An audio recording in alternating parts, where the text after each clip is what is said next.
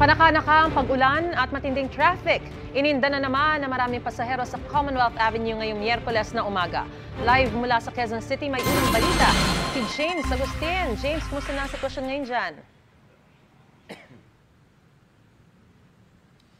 Maris, good morning. Mabigat na traffic nga at yung mahinang pag-ulan na naranasan natin kani-kanina lamang.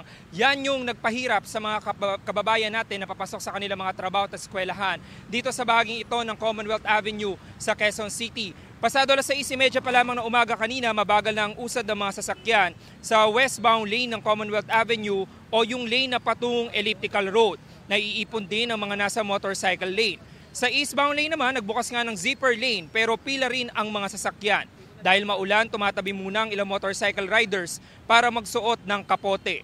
Samantala, pahirapan din ang pagsakay ng mga pasahero sa area ng Philcoa. Kabilang dyan ang mga estudyante at mga papasok sa trabaho ngayong umaga. Marami mga pampublikong sasakyan tulad ng bus at jeep ang punuan na. Kaya ang ilang pasahero ng bus nakatayo na lang. Bukod sa dami ng mga pasahero, nagpahirap din ang mahinang pag-ulang naranasan sa lugar. Medyo po mahirap. Paano diskarte?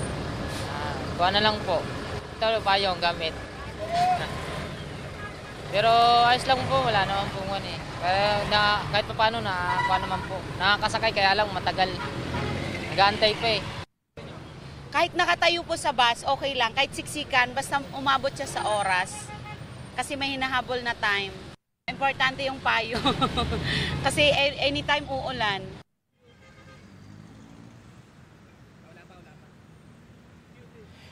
Samantala Maris, ito yung sitwasyon ngayon dito sa Commonwealth Avenue. Westbound po ito, nakikita nyo, napakadami mga sasakyan. Nakipag-coordinate tayo sa MMDA Metro Base. Ang sinasabi sa atin, wala naman silang namomonitor na anumang aksidente dito sa Commonwealth Avenue. At ito daw po ay volume lang talaga ng mga sasakyan ngayong umaga. Yan pong traffic na yan ay hanggang doon na sa Elliptical Road. Mabagal din yung usad ng mga nandoon sa zipper lane. Pero yung mga kapuso naman natin na patungo sa area ng Fairview, maluwag naman po doon sa eastbound direction nitong Commonwealth Avenue. Yan muna ang unang balita mula rito sa Quezon City. Ako po si James Agustin para sa GMA Integrated News.